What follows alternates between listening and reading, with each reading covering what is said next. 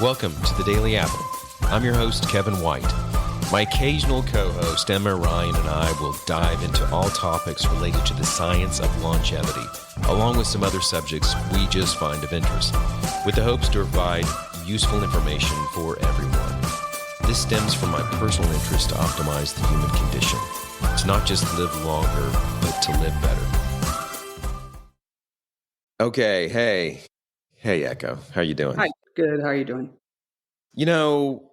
Welcome back to the Daily Apple. Today, really, what would make a young mom of four leave a comfortable life in the U.S., move to a rural African nation, build and literally, from the ground up, one of the most advanced healthcare systems on the continent, and why, in her right mind, what would keep her going when the pressure comes, not just from the needs of the people, but from the outside forces that want her to fail. And we're talking corruption, organized crime, even threats to the mission and their lives. Today, on this episode, I'm joined by Echo VanderWal, the heart and co-founder behind the Luke Commission, which has delivered over 1.5 million visits in Eswatini, transforming care with faith, grit, and innovation. From running mobile clinics out of a barn, am I right? To building Africa's largest oxygen plant and deploying national drone networks, Echo's story and Harry, her husband, will challenge how you think about calling, courage, and what one life can truly accomplish. So, whether you're in medicine, leadership, or just searching for purpose, this one will stick with you. So I am really stoked to have you here, Echo, and I really appreciate you making time. Since the first time I met you, I thought you were just a rare breed and truly salt of the earth and doing cool things. And really, I had no idea why in your right mind you and Harry would leave the United States to go do what you're doing. And I was full of questions at that time. And I continued to just scratch my head about, how you guys do what you do. But I mean, in context, really, you're a PA. Harry is an MD. You guys both graduated top of the line. He was AOA. You guys could have done anything you wanted to do. I mean, lived a comfortable life here in the US, and you just uprooted and had an experience over there and just changed the trajectory of your life. And anyway, but yeah, so I'm just excited to have you here. You're just a cool person. Thanks, Kevin. Yeah. Thanks for having me. I appreciate it. Yeah.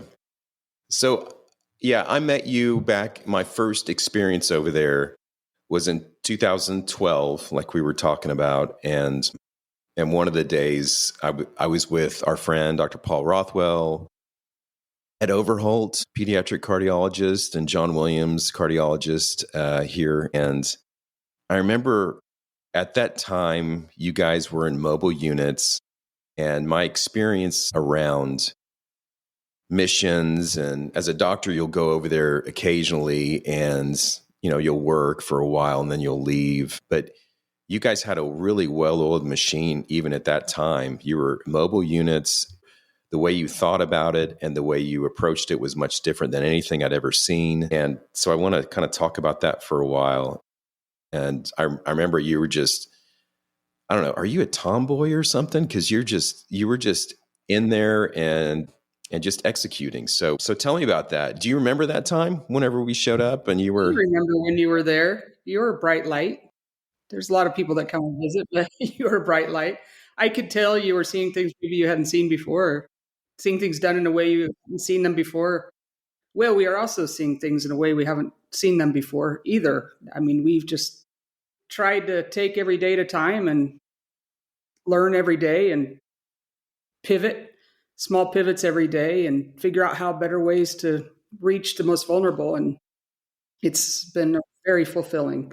We've been here for 20 years now, so I guess you were here about at midpoint for us. Yeah. But yeah, it's been very fulfilling, deeply fulfilling. Well, as you've mentioned, there have been challenges and struggles. I'm reminded that a life worth living has to be a life worth dying for. So I think we've maybe seen that a few times in our life here. Yeah. And it's exhilarating. have to pace and make sure you don't take it all too fast, but it's been really great. So let me get to one of the things that really struck me from you guys, because as a physician, there's a lot of us in the United States that'll go over and spend a week here or there and all this, and you'll wrap up shop around maybe 6 or 7 or 8 p.m.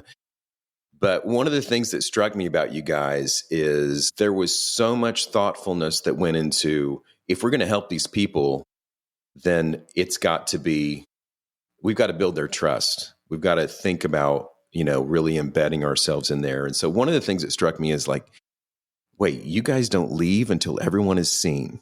I mean, whenever you go out to these locations, you'd stay till 2 or 3 in the morning. Your kids would be falling asleep and wherever, and you just wouldn't leave until everybody was seen, because it meant so much to you. People traveled to whatever location you were at and you guys were wclosing, then that just where's the trust there? So there's so many things to hit on here, but I just, that blew me away. I thought, whoa, that's really something. So anyway, where did that come from? Why did you? It was very, very early on that I think what really helped us is, for the first 8 years, we weren't really that big. Initially, Harry and I were the only medical people. We worked with a team of 20.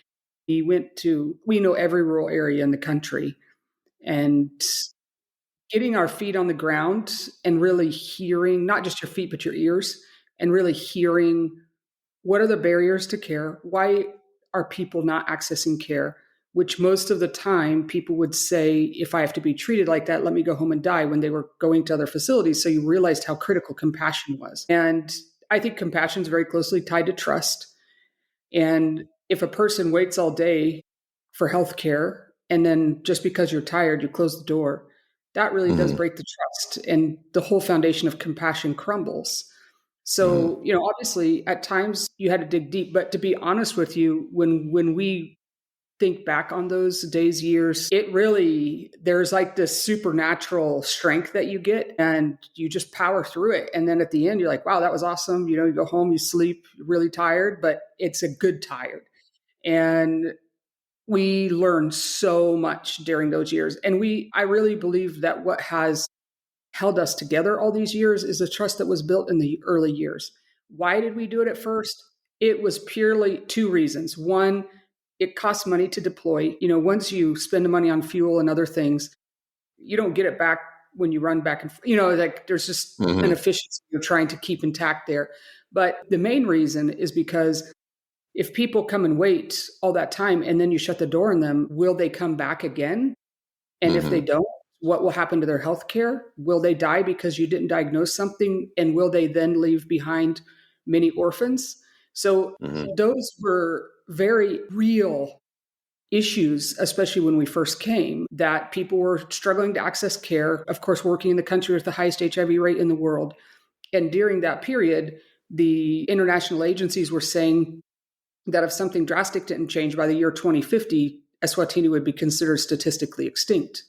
Well, if that's not enough to drive you, I don't know what is. And I'll be honest with you that, people thought we were crazy out there with our kids and everything, but reflecting now back on 20 years, all of our kids are involved now in the work here, and they're doing it from their own sense of calling.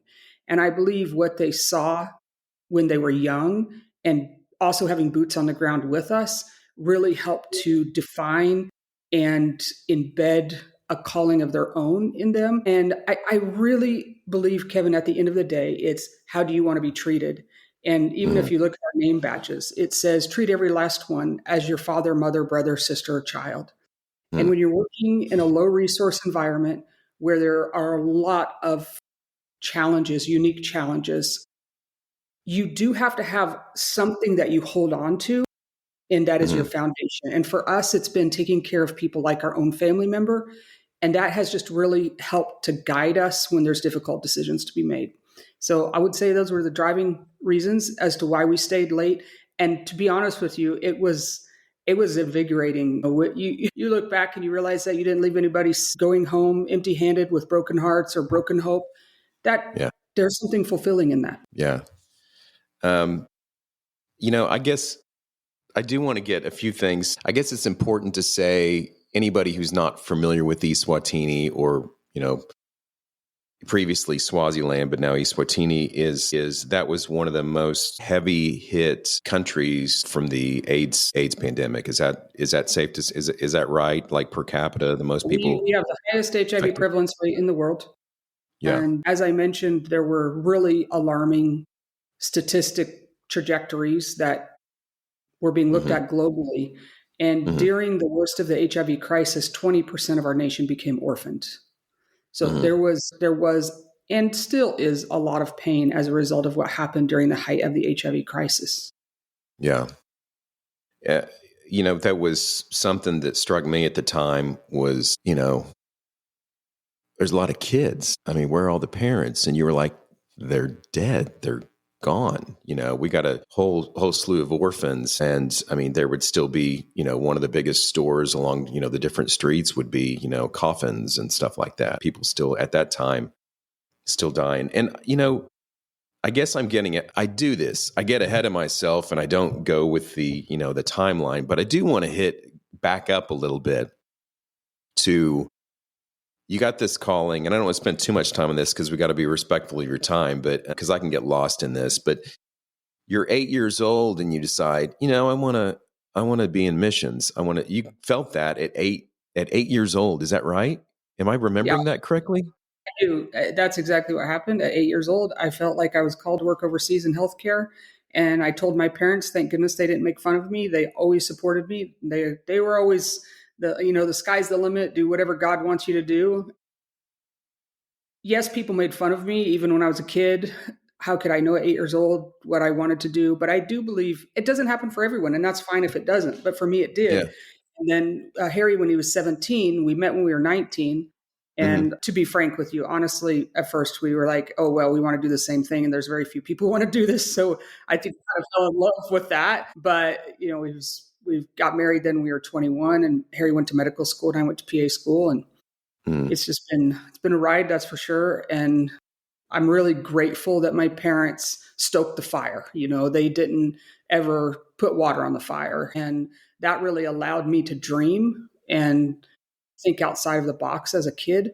And I really enjoy even now being around kids, and letting them talk about their dreams. And even at the Yeah. campus, you mentioned, that we're flying drones. And we did the drone launch. We invited all the local schools from around. Why? You just want kids to be able to experience innovation. You want kids to be able to experience things that are bigger than themselves and Yeah. things that they've never seen before, because I think that sparks something in them. So I'm really grateful for the people that invested in me as a kid. I can remember several, in particular, men who used to talk to me like an adult when I was a teenager. And those are all things that encourage you, because it just makes you realize someone's taking you seriously and taking your dreams seriously. And so I think that kids can, at a very young age, know what they want to do. And in my experience, that's what happened. And then you and Harry, how did you guys end up in '04? You were just visiting there or something, and that's where you kind of the light bulb went on that, hey, this is where we need to be. And is that am I getting that correct? Yes. So when Harry and I married, and then he went to medical school. I went to PA school, and when he was in residency, one of our friends gave us the name of some people in Eswatini, and we didn't even have passports at the time. We got our passports for that trip. That was our first stamps in our passport, and we came to Eswatini and dropped literally into the middle of the worst of the HIV crisis at the height. They took us straight to a rural area. Everywhere we went, people were dying in every single house, young people between 20s and 40s. It was really shocking because all the other disease I think that we'd ever been exposed to is mostly older people that are dying. You don't see young people dying. And to see Yeah. young people dying in the way that they were dying was very shocking. And so Harry was about halfway done his residency at the time. We had a 2-month-old baby with us, our number 4, and we just knew that's where we were supposed to come back to after he got done. So once he finished residency, the next month after he took his boards, the month after he finished residency, and then the next month we came over to Eswatini, and this has been our life since then. You know, it just that's still so we're about the same age and everything. So at the time you're getting through with education, you got this big, most of us have this large, and even now it's even more as far as debt. and you're just looking forward to a job that you can do what you like to do and get paid to do it and start, living pseudo comfortable life and start paying off your debt. But no, you guys are like, you know what? Let's just go over here and handle this AIDS pandemic and just go where we feel called. I mean, that's just really supernatural kind of stuff in my mind. And I still scratch my head at that, but I just really respect you guys for that. And Harry's, you guys have this laid back. I mean, your first set of kids were triplets. And I've heard you quote him and saying, we can either enjoy or complain about this because it's just the same amount of work. So, Yeah, then you said it's all our attitude. That was a big foundational piece of the beginning of our marriages. Our attitude will determine where we go in this life. And I think yeah, just having the triplets prepared us for the work that was here, because it's overwhelming when a nation is dying from a disease, especially a disease yeah, like HIV. But it is also very fulfilling when you hmm, just put one foot in the front of the next, day after day after day, and really you start to win the trust of the people. You start to be yeah, trusted, and people start to come earlier for care and feel more at ease in seeking care. And those are all things that really really are fulfilling. But as far as the loans, we actually, after we worked here for 10 years, got qualified for the public loan forgiveness program in the United States. So we actually got cool. our loans forgiven after 10 years. Now, when we came here, Kevin, we didn't know that was going to happen. So we call it blind steps of faith. Yeah, We leaped off the cliff and like, here we go, let's go, it's free fall. But I can tell you right now that there's that none of those free falls do we resent or yeah, ever harmed us, if I can put it that way. We've always been really blessed, and even the public loan forgiveness program from the United States government was a blessing. It allows us to focus more here, and so we're really yeah. grateful for those different programs that have been there along the way to just allow us to more freely serve the people that God's called us to. And I do want to talk about, that original setup. So whenever I saw you in 12, the initial time, I was really impressed by the way the whole idea was to treat HIV and just kind of minister to these people's souls kind of thing. But to get them there, the culture of the people, and I still can't wrap my head around some of this stuff.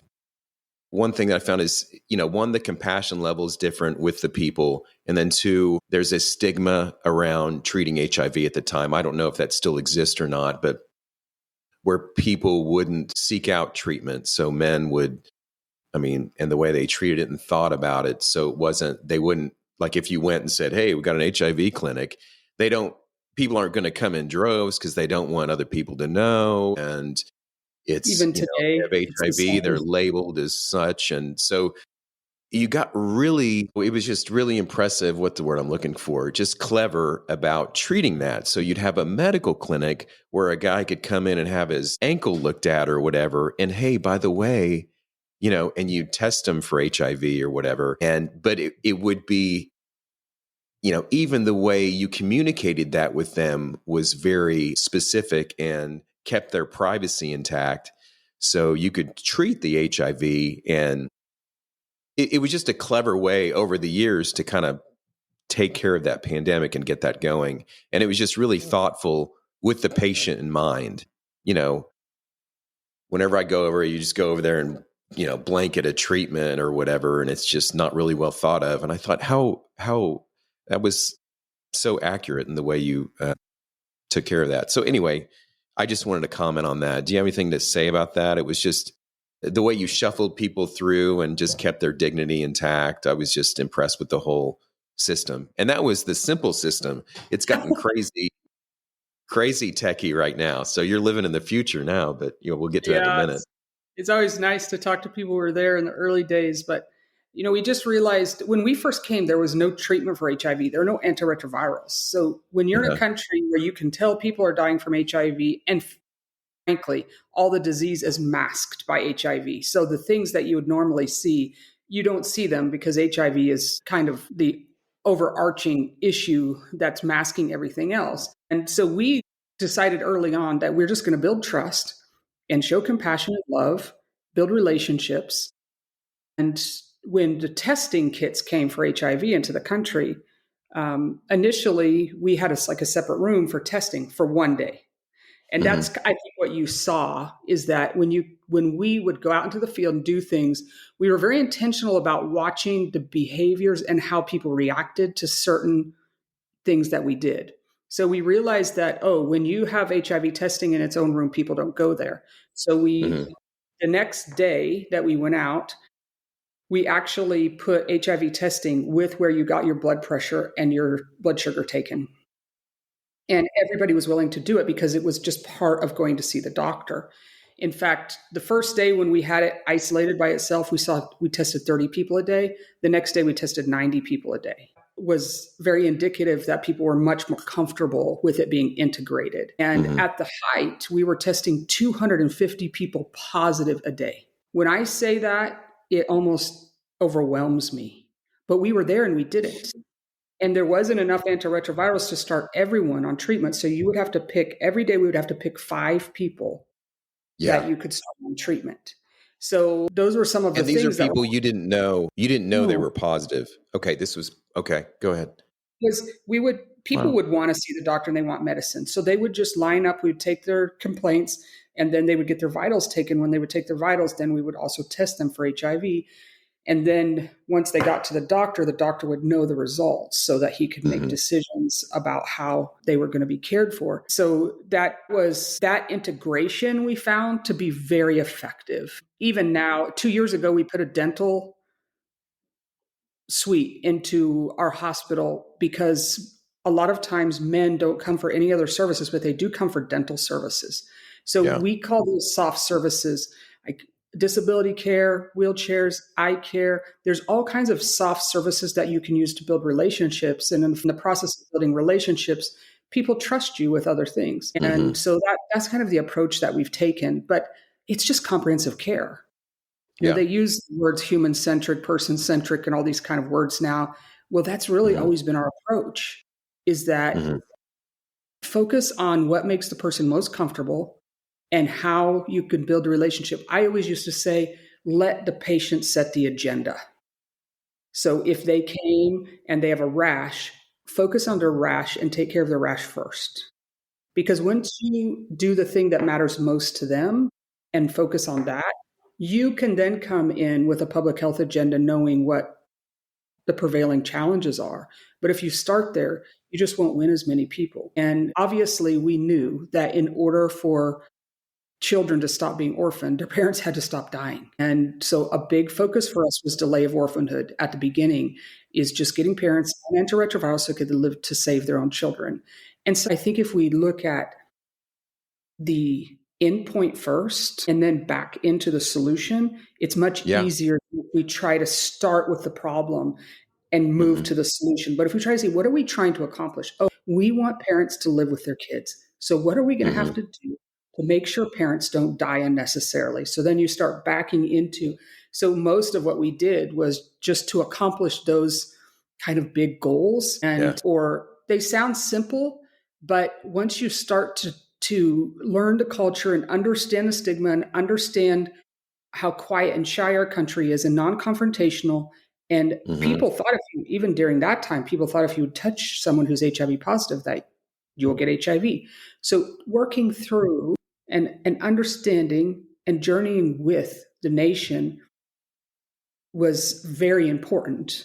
Not coming in like you have the answers, because you don't.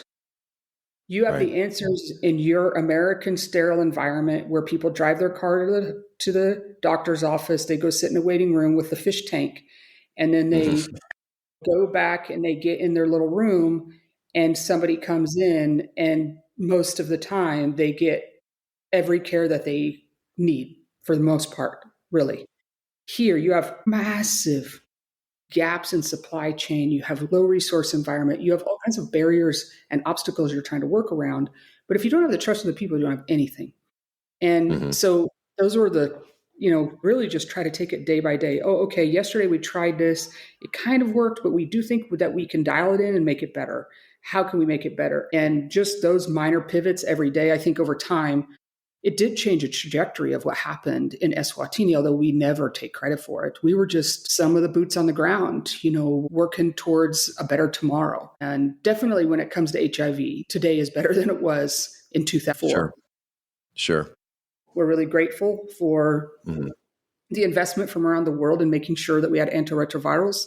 And, obviously there's been a lot of challenges in the past 20 years, but we no longer have, you were talking about coffins being, kind of front and center in the vendor space when you were here. What I remember is that every weekend they would spend an hour reading all of the people who died's name on the national radio station.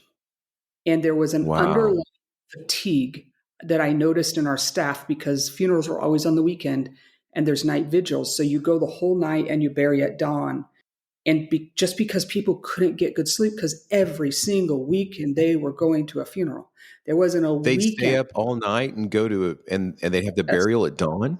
And they have the burial at dawn. And understand a lot of this is also manual labor. So they're having to dig the hole and make the food for all the people who come. There's a lot of work, physical work that goes into doing this.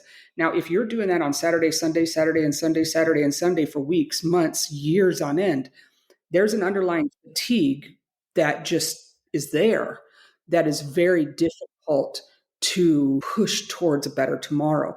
And so, being out of that and being in a different space, even though there's still challenges today, is real blessing when you reflect on it. Yeah. Wow. I'll just say, I do remember when the light bulb came on as we were talking during one of our first visits. I was like, wait, so you're just really trying to delay orphanhood? You're like, yeah, all this other stuff is we're just taking care of the people and building loyalty and stuff. But the whole point is that. But okay, well, cool. Well, I want to get into, fast forward to how it's developed. My mind was blown this last time whenever I went and saw. So my first time, I'm in my late 30s, go over there and there'd been some land and some ideas of this new, big center and everything. And I have a real problem with envisioning the future sometimes when it comes to buildings and things. I thought, that sounds great. It looks really pretty out here. But anyway, I went out there this last time and holy crap, it's like Disney World for healthcare people. And it's all these, and then we're going to talk about the oxygen tank thing. But I was literally chills when I went out there and I was with, Paul Rothwell and our group, and you could just feel the weight of something very, very special. And it was, it was, I get a little misty eyed just talking about it, but that was really something special. But I want to, and maybe I'm jumping a little too forward ahead here, but I do want to get into what we just talked about, how it evolved, and then in comes the whole COVID thing and how you guys dealt with that. Because that was my experience at that time. I was full-time in the ER still. And so it was a special time to say the least, but it had a very much different impact on you. And you really carried quite the burden of the whole country and had to innovate and do some things in a different way, especially, and you go through the different waves that happen. But just kind of comment on that and tell me what that was like for you. Well, you came in 2012 and, we were staying, just renting one house, and basically every space was being used for something different. And people would always come to the gate and they would walk past the hospital and come to our house, and sometimes they go, well, what about going there? That they didn't want that. They wanted to just come inside and go on the front porch and sit under the tree. And we would have bags, IV bags hanging off the trees and stuff like that in the yard. And then we just knew that we need a piece of land here that is our permanent home. And so in 2013, we had been looking, and in 2013, the door opened in February, a piece of land that was 35 acres. And we looked at it on the 9th of February, and on the 11th of February, signed a contract. And then we sent a message out to our family and friends because we had not raised any money, but the owner had told us that if we pay by the end of the month, he'll give us a 10% discount. So we sent a note out to our family and friends and said, hey, God's opened the door for us to buy this piece of land. We really think that this is what we should do. And by the 6th of February, all the money had come in to buy the land. So literally, like in 17 days, we had our own farm in Eswatini. And that ended up expanding to about 200 acres because the next year we had a big drought and there was a river. There was a piece of land between us and a big river. We were able to, that was a second acquisition for us to be able to get that land so we could get access to the river, which really helped with water security.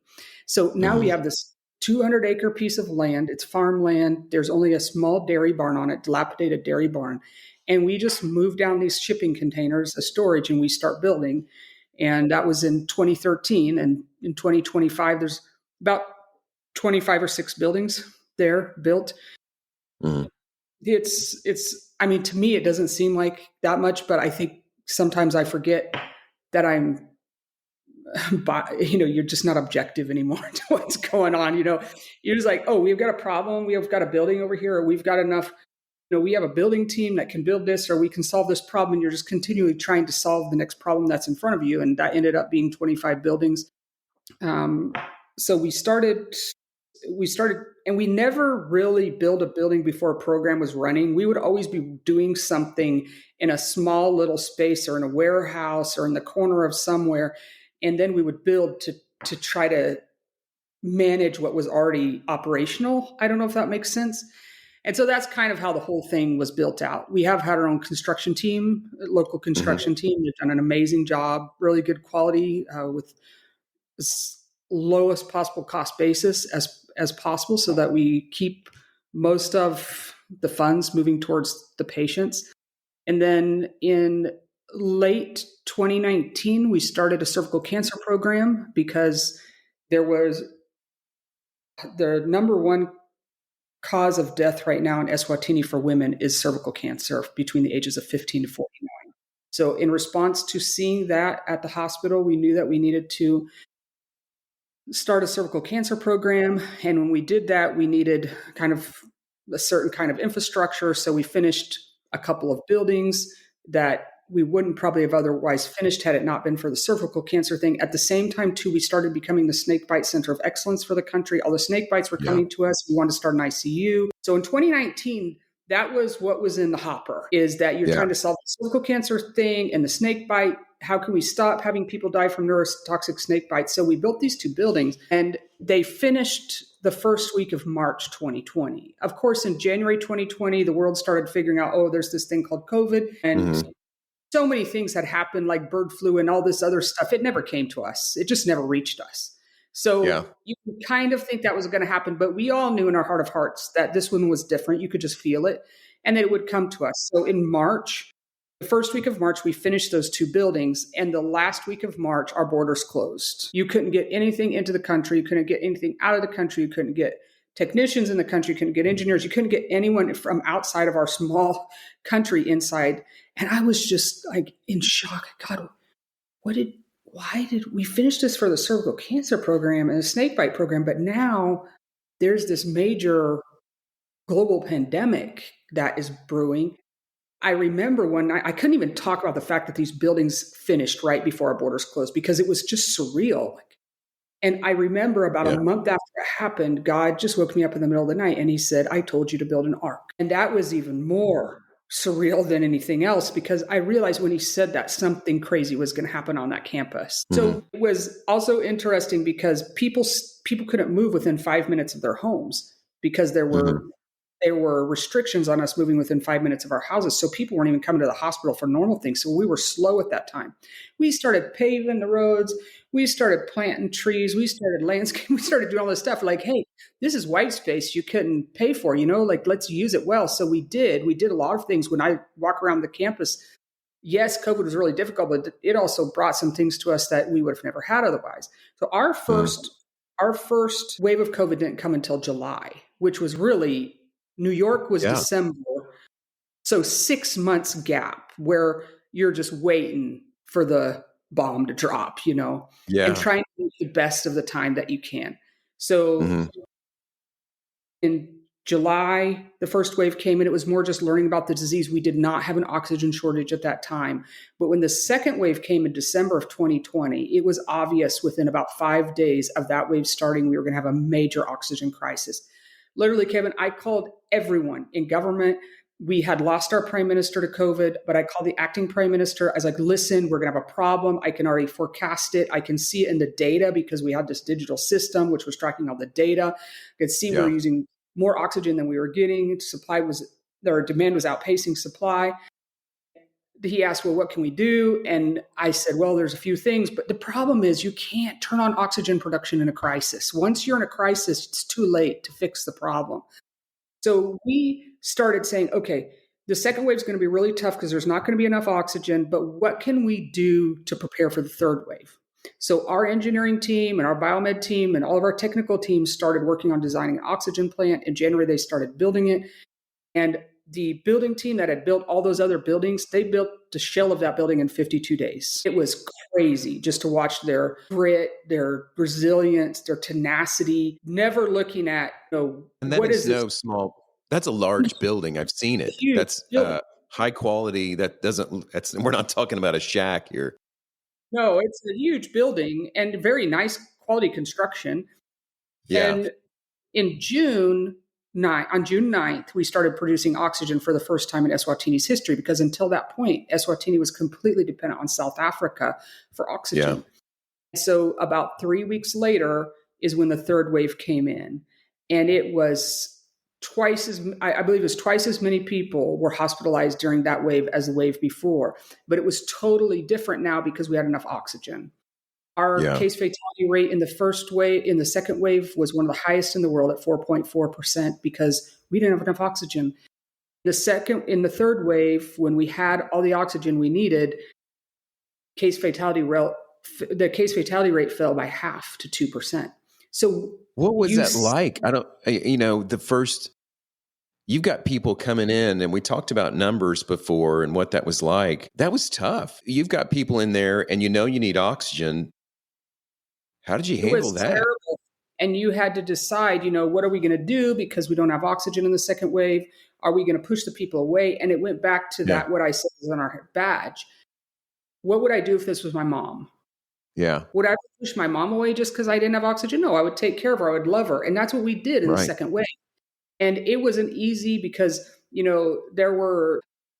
it's kind of interesting that most of the hospitals stopped taking patients because they didn't have oxygen, and all the ambulances got directed towards us. And we decided we weren't going to push anyone away.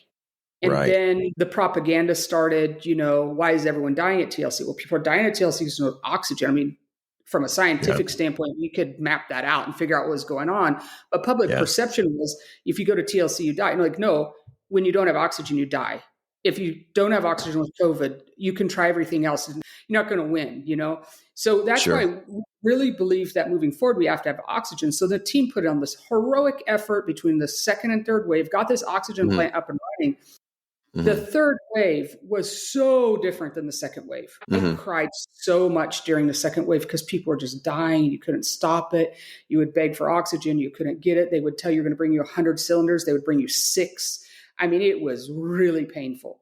I remember one of our board members saying, Echo, whatever you do, don't let the soldiers see the general cry. I would hide behind this building just so I could vent off the tears that you just can't, and I don't mind talking about it because it was a defining moment for us, It was very painful, but we did not back up, Kevin. We did not give up. We did not retreat. We leaned into the pain. And I remember I was talking about the digital system. About 7 years ago, we started building this digital system just to solve our own operational pain points. And I remember our senior engineer would come in PPE into the hospital, watch what we were doing, watch all our time in motion. He would go out. I would see him on the top of a trash can writing code on his computer. And 30 minutes later, we would be using these rapid response modules that he built for us. And we're still using them in our ICU today. So when you think about what happened in that pressure situation, everything got given a pressure test. The digital system, our team, there was so much that got given a pressure test, and we withstood the pressure test. So that, of course, just gives the team so much confidence moving into other challenges, So then in the third wave, there was a philanthropist that gave us 55 new ventilators, really good ventilators. And we already had some ventilators, and we had all the oxygen we needed. And so we just started escalating care. We did not wait to escalate care. We escalated care. And it was so crazy to see that the people that you thought would live, they died. And the people that you thought would die, they lived. So if you were choosing because you lacked resources, so you had to make resource choices, we were going to choose the wrong people. I really believe the ability to escalate care uniformly and without bias allowed us to be able to see something we would have never been able to see before. And we were able to see that because of this heroic effort of this team that built this oxygen plant. Well, after the oxygen plant was built, people were coming from all over the world, coming to the campus saying, we want to see your oxygen plant. And I was like, well, it's just an oxygen plant. Why do you guys want to see an oxygen plant? I didn't know it was anything. I didn't know it was big.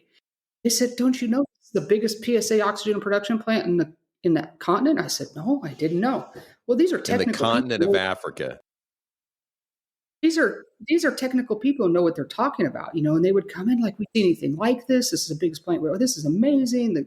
They were just, well, back at home, I didn't know that we were walking into an economic nightmare in that there's been a lot of corruption around oxygen supply over the years, and people have been making a lot of money off of it. And I didn't realize that our plant was now going to challenge the status quo. Right. There's a lot we could go into with the plant. It doesn't really matter. If you asked me if we would do it over again, we would. A lot of people's lives got saved. Has it been hard for us? Yes. Did I expect that we would build like one of the wonders of Africa and the whole continent and the whole world would see it for what it was? But at home, there's this tug of war between these other ulterior motives. I didn't know that was going to happen, but we did made the decisions that we made with the information we had at the time, and a lot of lives were saved. And one thing that no one can criticize us for is that we never gave up on trying to find solutions for the people. And people lived. I mean, there's people that still, I just was at the campus a couple of days ago, and one guy comes up to me that was on a ventilator for 3 weeks. He's 65 years old. He's all excited. He's happy. He actually brought us 2 chickens for the birth of our granddaughter. That's why he was there. He saw it on Facebook. He brings 2 chickens. And then I saw the father of another guy who was on a ventilator for 2 weeks and lived. So, you just realize that those stories wouldn't even be there if you hadn't, and those families would still be grieving the loss. Obviously, people still died, but I just really felt that once the oxygen plant was built, once we had enough equipment, that even if the people were in Europe or the United States, they wouldn't have made it if they died. And that makes you rest with your head on the pillow in peace. And so it was definitely a ride, but it was a very defining moment for our organization. And came out of the other side stronger. Yeah. What were you saying? I just think it's something you can never erase. It's just part of who we are. Yeah. What everybody else gave, we didn't. And you skipped over some stuff that, if I remember right, with all this going on, there was some real sacrifices on you and Harry personally that, and we can edit this out, but you guys, didn't you take out a second mortgage on your home or something and really... Actually, we had finally in 2017 and 2018 built a home in Eswatini with cash. We just were always focused on taking care of the people. And then at some point we realized, before our kids graduate from high school, we want to build a house so that they have a place that's their home. And so we did that, and we had built with cash. It's really, was our life's nest egg. And then when we got in the middle of COVID and the numbers were super high from patients that needed help and we needed resources, and we just took a mortgage out on the house. Yeah. So, you guys have made a lot of sacrifices that aren't very public that I think just kind of endear everybody to you that knows, but that's insane. I do want to comment a little bit. I know we're getting close, and this is like hours of discussion that we're going to wrap up in just a few minutes, but there's been a lot of, and you alluded to that with the oxygen tank place and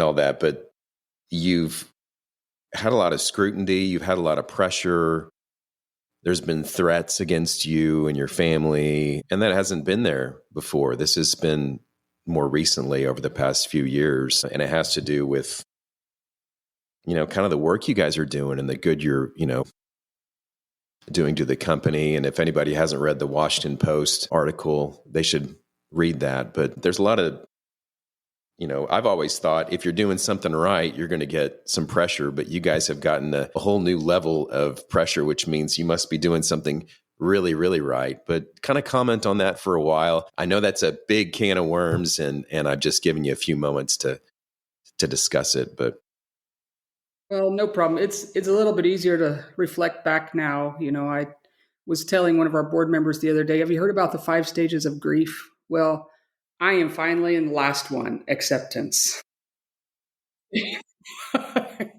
For anybody who's been around the last couple of years, you'll know I was in the bargaining stage for a long time.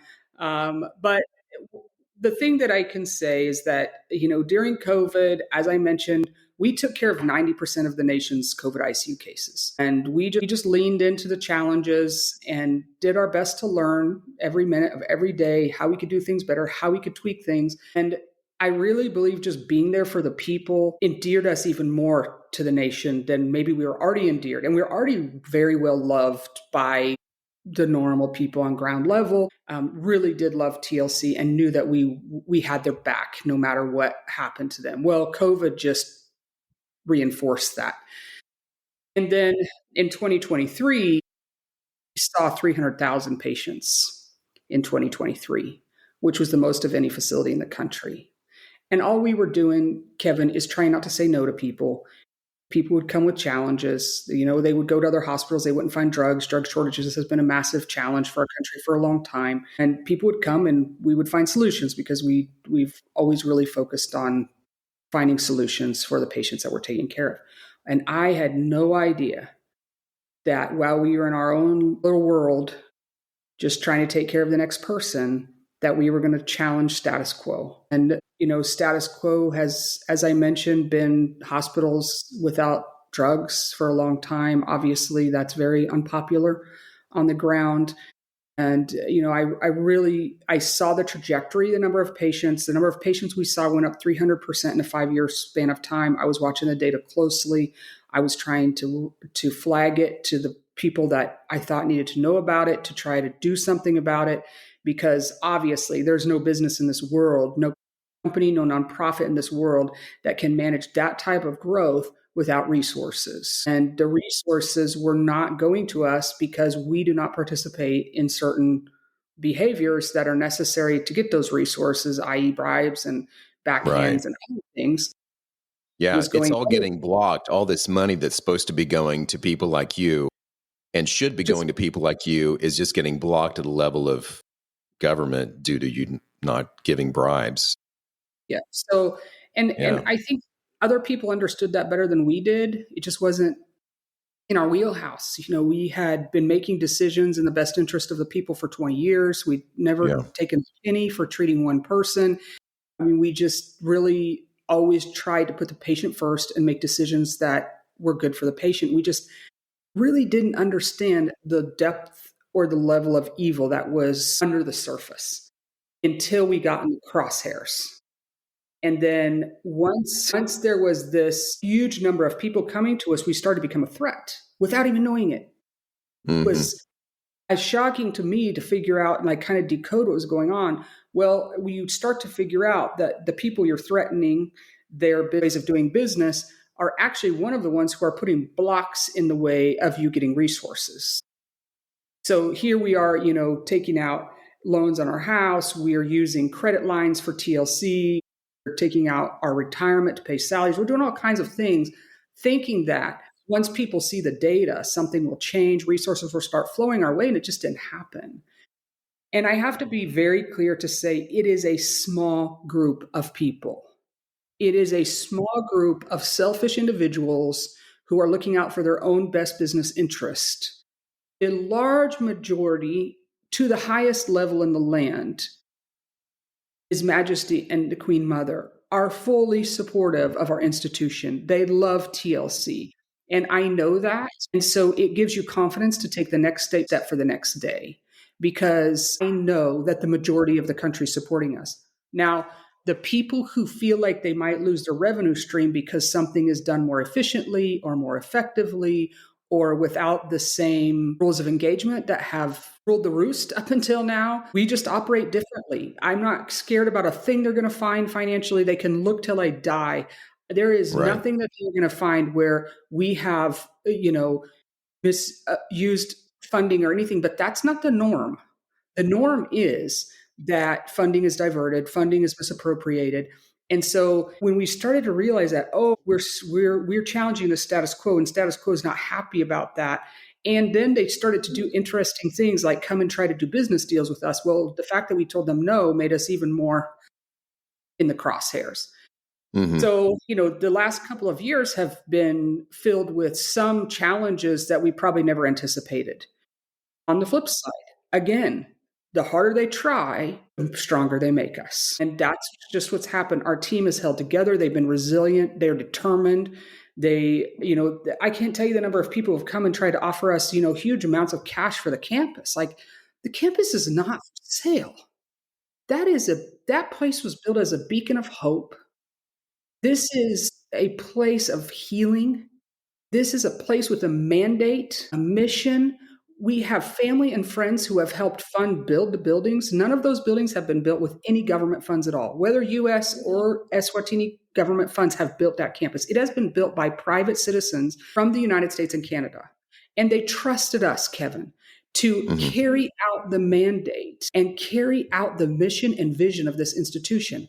The last thing we're going to do is to turn around and sell it. It doesn't matter how much money they offer us. But that oxygen plant, they want that thing. They're jealous of that oxygen plant. So once I started to understand, oh, this is the motivation behind, this is why things are not moving or flowing the way they should. This is why there's no logic in the decision making, is because it's intentional to block. Then, of course, we had to make operational decisions, which is we're not seeing as many patients now, and we're doing things differently than we did before. We're working on, what does the funding model look like moving forward with the shifts in global aid, of which we were heavily funded by USAID? What does it look like when that pillar's not there? And for Yeah. us, there were things we knew we needed to do 2 or 3 years ago, but we were seeing 1,000 people a day at our hospital. That's a lot, no matter where you are in the world. Definitely in our Sure. environment, that's a lot. So we've now used this period of not seeing as many patients and having to say no to people, which we never have done before, to be able to work on standing up new pillars under the stool. So, one of the things we're doing now is we've turned on revenue generation activities, because moving forward, we don't want to be dependent on any one government or any two governments for funding, or any funder for that matter. We need to be generating some of our own revenue so that we can stabilize the base. And my goal is to be able to turn on enough revenue that we can pay salaries, because salaries in the past year have been very difficult for us. I don't want that to Hmm. be difficult moving forward, because if you can secure your human capital, then your coast is clear, really. You can work through about anything if you secure your team. But we've struggled for the first time ever to pay salaries in the last year. So, the pain has, of course, forced us to pivot and to do things maybe we wouldn't have done if, for instance, global aid cuts didn't happen. But we are trying to embrace it, learn, Yeah. grow, change, not change the heart and soul of who TLC is, but the funding model can look different moving forward, and we can still continue to love and serve people in Eswatini Hmm. and beyond. We're doing more work outside of the country to diversify where we're doing work, especially around the digital technology and some of the other innovations like the telehealth hubs and the drones and other things that we've done. We're working with other teams that are outside the country, and that gives more diversity. I really had to reflect on this around the time of the Washington Post article, but it's really important for us not to let one political moment define the institution. If we let that happen, it's our fault. So just because there's this small group of people who want to control the health sector in Eswatini for their own personal gain doesn't mean that we have to let that define our institution. And it won't. And I look forward to us continuing to develop and push into something that's more diversified. I'm very grateful for the funding that we received for 15 years from the United States government, from the United States taxpayer. It was pivotal. It saved a lot of lives. We were able to do a lot of good with that funding. I know that we expended every penny in a way that honors the taxpayer. Mm-hmm. But I don't want to begrudge what we don't have now. I want Mm-hmm. to celebrate what we had for 15 years, where it took us, and what now takes us the next 15 years or the next 5 years. We're going to be arms wide open to figure that out and hearts wide open to figure that out. And really, it's just about solving more problems. And that's, I think, what we've been working on for the last 20 years. I mean, when you came and you saw us in the middle of nowhere and we were all mobile at the time, we were just solving little problems. Maybe the problems are a little bit bigger now, and a little more complex. But we do believe that there's solutions, and we're going to continue to work for those. Yeah. Speaking of finding solutions and everything, we're not going to have time to talk about it, but this Livelo thing, your model, there's been people wanting to expand that throughout the to other countries, which we won't have time to get into very much, but that's pretty exciting that this model you developed over the past 20 years, essentially in the making, other countries see that and want to incorporate that, which is, I think, exciting. It's very exciting. And if everything was just smooth sailing in Eswatini, Mm-hmm. we wouldn't. This is our first love. We love Yeah. Eswatini. We love the people Yeah. we're taking care of. But at some point, I had to realize that God is the God of 8 billion people, not 1 million people. And if I let his boundary lines or border lines be defined by the country he first planted us in, that is probably not his plan for us. There is something very special that has happened between the team and team unity by which our team operates. They're just different, and everybody knows it. There's nobody who comes on that campus who doesn't comment about the fact that this team is different. What have you done to get this team the way that it is? And we've started to write about that and try to decode it, because other hospitals want to take this template and use it.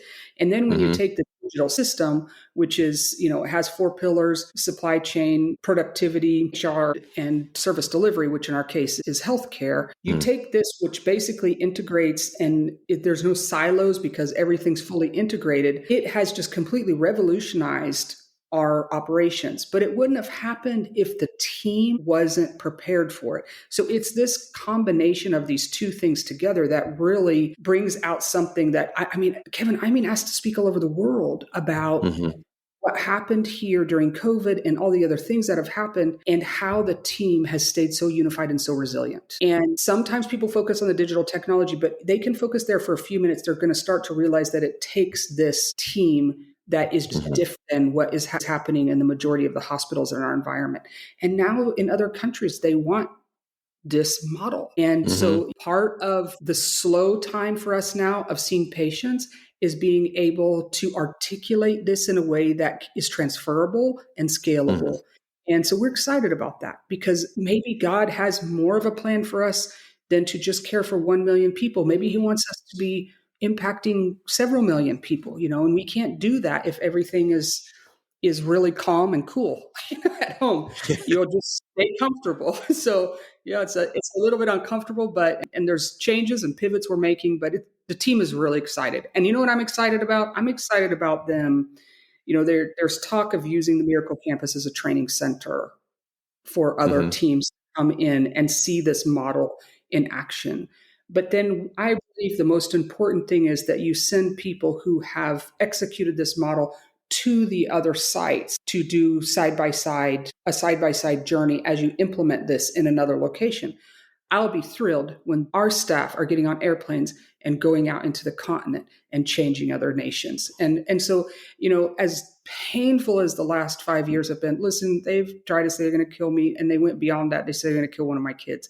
That hits you at a place where it was fine when they were talking about me. I'm not really scared when they talk about your kids. So there are things that you could have quit. There are things you could have given up. But to be frank with you, the challenges have just made our resolve even deeper and stretched further than it probably would have ever had we not been challenged in the way or had the challenges that we've had. So we're trying to embrace it. And as I said, I'm really glad I'm in one of the later stages of grief, because when we had to start saying no to patients, that was really painful for me. Yeah, I remember. Yeah, last time we were there, mean, threats were happening and stuff. And you hopped in the car with us as we were leaving your house just to hang out with us some more. And I guess you kind of got in trouble because one of the bodyguards didn't know or telling certain people, and you just kind of rode in the middle. And I was like, this is insane that, you've got to pay attention to this. So I don't know. I just, that's just crazy. I will When say, one of my kids, I went to him and I said, listen, this is a situation. And he said, Mom, let's focus. This is just a distraction. We have work to do. your And I kid was like, said this. yeah. I was like, he's 23 at the time. I was like, all right, Yeah. you're right. Let's focus. This is a distraction. We have work to do. And it doesn't mean that you're,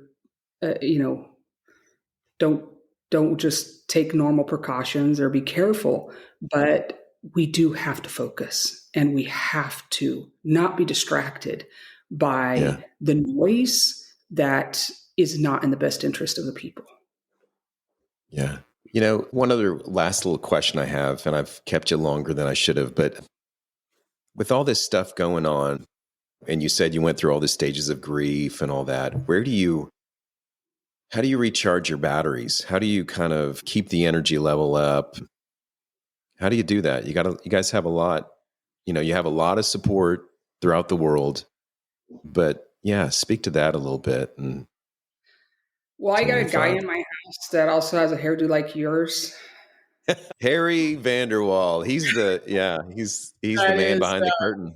Been treating me like a queen we married 28 years on the 29th of June. And he's quiet, but so steady and centered. And he just, he takes care of me when I'm full out, full bore firefighter, intensity. I love the intensity of what we do, but yeah, it takes a lot out of you. And he makes sure that I relax and okay, my hair, he does it. I mean, he takes care of me, okay, in a way I can't explain to you. So I'm really grateful for that. And we really, really, really have had really good relationships with our children, adult children. Our family has been just a joy. We've had such a great time together in this journey. And we have really, really strong support system through the staff that work for TLC. I never even thought it was possible to work in an environment like this. There's just such a support. You don't have to, build walls or hide things. You can be authentic, genuine. When you're not feeling well, you can say it. When you need a rest or a break, you can say it. So that environment really does help you to recharge because you don't have to kind of hide behind your little curtain of perfection. And so I'm really grateful for that. And, there's been times where it's been difficult for me. Again, when I talk about having to turn the patients away, that is literally the hardest thing that has ever happened to me, saying no to patients. But even during that period, it's just like, being able to lean into the pain and being with a team that it's okay to be in pain and that they're going to be there for you on the good days and the bad days and the every day. It changes the way that you process difficult things. And so, we've been really blessed. We've been really, really blessed with a very fulfilling life. Yeah. Yeah. It's been a real pleasure to see it over the years, and I can't say enough. So if anybody ever has a chance to go out there and check out your show, that's absolutely incredible. I can't say enough. Unless you see it, it's really top tier, state of the art, and you've just come a long way from the whole deal. I mean, it's a movie. This is an Oscar winning performance. Somebody needs to pick this up at some point. Hopefully so how do people? Been a fun ride, and it's exhilarating, and we don't want to do it ourselves. We do need more people to come on the team. So maybe your voice can be part of it. Yeah. Well, it's funny you mentioned that too. One of the things that I talked about you initially is like, what do you need? It's like, I just need support. We need to have connections. We need, people to join with us, and whether that's financially or not, just having those connections, because to not feel like you're an island or anything. And that's of course developed as well. So how do people find you? We've got the lootcommission.org. What are the best ways for people to kind of connect, follow your work, and that kind of thing? What do you recommend as I? Well, feel free to go to any of our social media handles. We've gotten better at that. Did not used to be something we focused well on, but we've gotten better at that. Yeah. So you can find us on the social media platforms. It used to be a waste of time. Then I realized it wasn't a waste of time. So you can also reach us at info@lutecommission.org, info@lutecommission.org. And we just would love to shout out, one of the things that we're doing is trying to reignite the grassroots level base that got us here and got us going at Eswatini, because there was a period there where things got so big and we were really, being very heavily funded by the United States government, that I think the grassroots level team didn't know where they really fit. And so we started this new campaign called Take 10, and we really would love if you would go to our webpage. Just right on the homepage, if you go to it, it will talk about the Take 10 campaign, and it's real simple. Take 10 minutes to learn about TLC, give $10 a month, ask 10 of your friends to do the same thing. And we really feel that if we can continue to grow this grassroots level base, that we'll be much more shock absorbent in the future should something similar to the global AIDS cuts that happened in January happen again. That we see this as a move. We call it from nation to neighbor. It's been the United States government that has taken a big portion of funding for us for many years, and we see this moving to the neighborhood. And if a few people don't give $10 a month, you have 50,000 people giving $10 a month, and a few don't, you won't really notice that as much as losing one big donor as we did in January. So those are some of the things that we're working on, and we would really appreciate if everybody would just kind of take that to their circle of influence and see if I think it's about one Starbucks coffee a month. The website is just lutecommission.org, which you can also find a contact page there to us as well. But yeah, reach out to us, and we'd love for you to, as others say, join the vortex. Echo. Many years ago, somebody started saying, whatever you do, be careful. If you get close to Luke Commission, you'll get sucked up in the vortex. That's nothing more true. Echo, it is a pleasure. It is so good to see you. It's like a warm cup of soup it's just great to see you. And please hug your family, hug that handsome Harry for me. Thank you very much. Yeah, thanks a lot. Yeah. And feel free at some point to bring on some of the people from our Luvello team, under the chief technology officer or some of the other team, because I think that would be a really rich conversation. They can talk a lot better about it than I can, but yeah, it's been a real blessing to have. It's a total leapfrog game changer, Luvello, which you will not be surprised means compassion in Eswatini. Yeah, that's impressive. We didn't have enough time to talk about that, but that's phenomenal. So I'm so excited about that for you guys. I'm excited about the future, where you guys are heading. So anyway, thanks for being you, man. Thanks a lot, Kevin. We look forward to seeing you. Hopefully we'll see you in a couple months. Absolutely. I'll look forward to it. See you guys. Right. Thank you very much. Have a great day. All right. Thanks for listening. You can follow us on Apple and Spotify, and please review us to let us know what you think.